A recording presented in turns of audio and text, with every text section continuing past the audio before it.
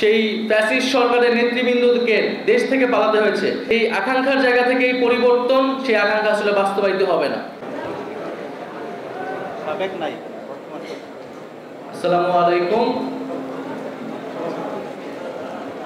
আমার Bangladesh party AB পার্টির পঞ্চম প্রতিষ্ঠা বার্ষিকী উপলক্ষে আজকের এই আলোচনা সভায় এবি পার্টির সম্মানিত সভাপতি, সম্মানিত সাধারণ সম্পাদক এবং অন্যান্য নেতৃবৃন্দ এবং উপস্থিত বিভিন্ন রাজনৈতিক দলের নেতৃবৃন্দদের জাতীয় নাগরিক পার্টির পক্ষ থেকে সালাম এবং শুভেচ্ছা জানাচ্ছি।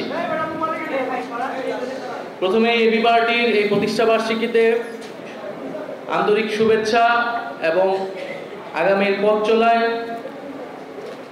এবি পার্টি বাংলাদেশের জনগণের অধিকার রক্ষায় এবং তাদের কাঙ্ক্ষিত লক্ষ্যে পৌঁছাতে পারবে সেই প্রত্যাশা ব্যক্ত করছি। আমরা জানি যে বিগত ফ্যাসিজমের সময়ে এবং এই জুলাই আগস্ট অভ্যুত্থানে যে ফ্যাসিবাদ বিরোধী ঐক্য প্রতিষ্ঠিত হয়েছিল, এবি পার্টি তার অন্যতম ভূমিকা রেখেছে সেখানে।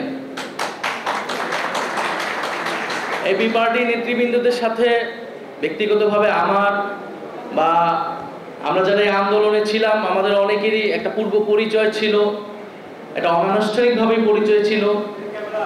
যেই কয়েকটা রাজনৈতিক দল, ফ্যাসিবাদ বিরোধী দল আমাদের বিশ্ববিদ্যালয়গুলোর ছাত্র আন্দোলনগুলোতে ভূমিকা রাখতো নানাভাবে, সামনে থেকে পিছন থেকে প্রত্যক্ষ পরোক্ষভাবে, এবি পার্টি তার মধ্যে অন্যতম। বিভিন্ন সময়েই এবি পার্টির নেতৃবৃন্দ আমাদেরকে সেই সহায়তা দিয়েছেন।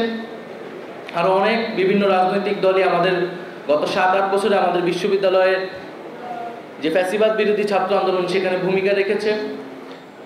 তো এবি পার্টিকে সেজন্য আজকের এই আয়োজন থেকে ধন্যবাদ জানাচ্ছি। তো আজকে আমাদের পুরো রাজনৈতিক অঙ্গনেই যে আলোচনা ধরে আগাচ্ছে রাজনীতি, সংস্কার, নির্বাচন এবং তার সাথে আওয়ামী লীগের বিচার, তা আমরা মনে করি যে কোনোটাই একে অন্যের থেকে বিরোধী নয়, বরং এই তিনটার সমন্বয়ে বাংলাদেশের এই যে পরিবর্তন, গণতান্ত্রিক রূপান্তর, সেটি হওয়া সম্ভব।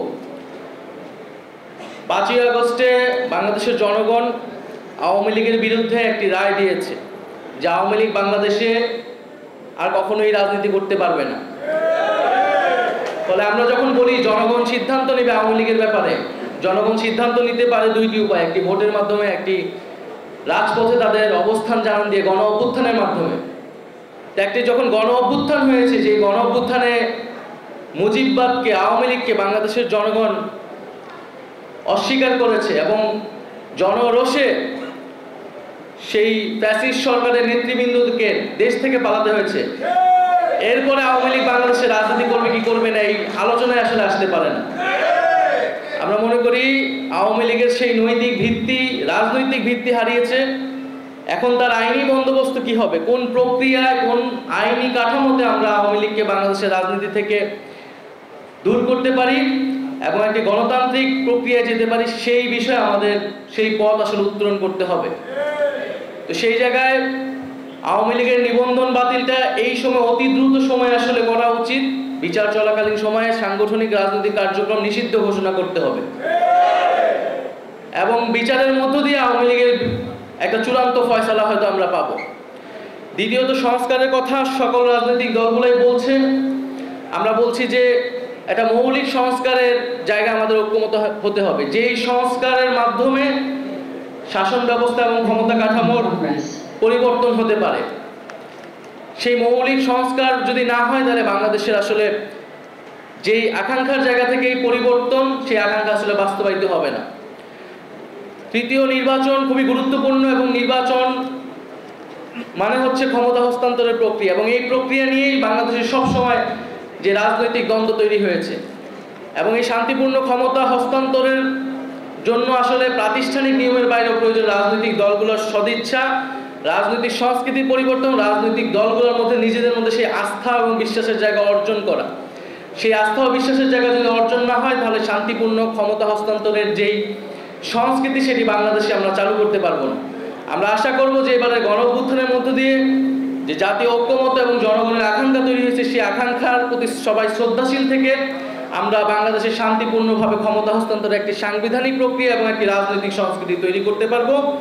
আজকে এবি পার্টির ৫ম প্রতিষ্ঠাবার্ষিকী উপলক্ষে আবারও শুভেচ্ছা এবং আমাকে আমন্ত্রণ জানানোর জন্য ধন্যবাদ জানাচ্ছি। আসসালামু আলাইকুম।